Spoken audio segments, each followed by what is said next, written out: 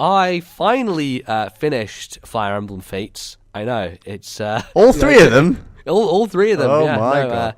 So Revelation was the final game that I had to finish, and 47 hours later came out the other side, which I find that my playthrough of Revelation is a weird one because I wasn't necessarily focusing too much on how well it's put together from just a campaign standpoint, because a lot of my time was spent going and getting all the children, and that kind of takes this massive break from the storyline, and so I kind of maybe had a bit too much of the flow broken for me, but good use.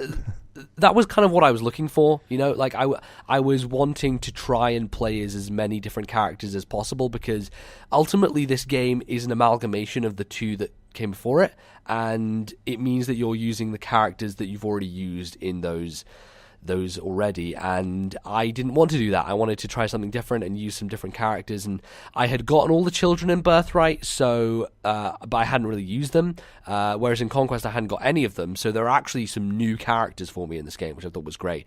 Two of whom, which I crutched on hugely, were Valoria, who is Keaton's daughter. She's like she's a beast character. I can't remember the actual name, but she's like this massive beast.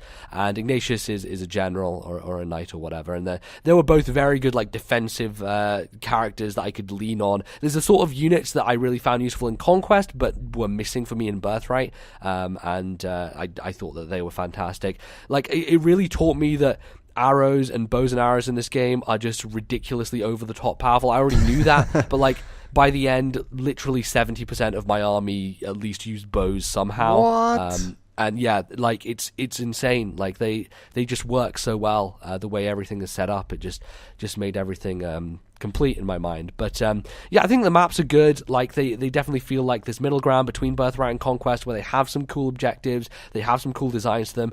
Everything looks fantastic. Of course, we've already discussed, but I definitely feel like the end game ramps things up, and especially the final kind of area felt very climactic in a way that neither Birthright or Conquest did. I feel like generally the end of those two games, there's this sense of something was missing. The ending didn't quite have that satisfaction that I wanted and that resolution. And from that standpoint, if you're talking about story, absolutely Revelation has that for you. I'm not going to call it a good story because I don't think any of these stories are particularly mind-blowing, but it actually explains what the fuck is going on, and doesn't leave you with loose ends. It doesn't kind of dangle that carrot at the end and be like, ooh, mystical things. Do you have a favorite Fire Emblem story? Do you think Fates generally does it better than other Fire Emblems, or do you just categorically think that all the stories are weak and wouldn't pick out a favorite? Yeah, I've talked about it before. I do think Fire Emblem, from a grand narrative perspective, never has really interested me because it gets kind of messy sometimes. In the case of Path of Radiance, my God, I don't even know what the hell happened. It's so political and back and forth and messed and weird, and there are all these nations you have to keep track of and names and things. And I think for sure Fates is definitely simpler along those lines. You just have these two warring families and kind of, they go back and forth and there's some kind of mystery to it. But I would say probably my favorite story is still Awakening. Overall, I like that Awakening was kind of a straight shot through. It didn't have many branching paths or anything, and it was kind of simple but also effective. It had some good story moments which were well punctuated, I think, by the cutscenes. Yeah. And I think there are some great cutscenes in Fates as well, but it becomes a bit too generic in my mind, and very tropey, and I've said it before, but character interactions are great in this series. I don't think the actual plot ever transcends mediocrity. So I will say yes, it's very complete as a story. I just don't think it's particularly great. But yeah, if we're talking about from a gameplay standpoint, I think the stakes are very, very heightened in that final level. It's a tough thing, and I managed to get through it losing no one, which is the first time I've done that in these three campaigns. At least in Birthright I lost 3 or 4 people. Conquest I lost maybe 2 or 3.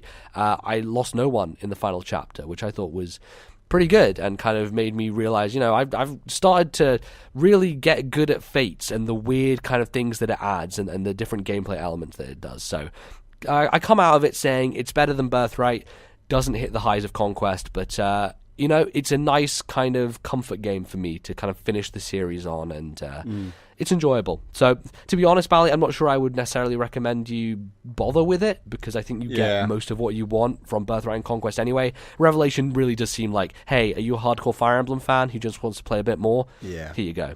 So... No, cool. I'm playing through Conquest right now, and I'm enjoying it so far. But yeah, no, I can see that I might be a bit burned on Fire Emblem by the end of it. Totally. No, look, I understand. You're not me. You're not going to play 127 hours of this game, which is my final hour count. I enjoyed it. I thought, in the end, Fire Emblem Fates is a good game. It definitely has its peaks and valleys, but my God, when it shines, it fucking shines. So there's the chapter closed there. If you enjoyed this discussion and would like to hear more, consider subscribing to us on YouTube and following the podcast playlist. You can also find us on iTunes and various other places. Follow us on Twitter at TNL Podcast and email us thisnintendolife@gmail.com. Thanks for watching. We'll see you next time.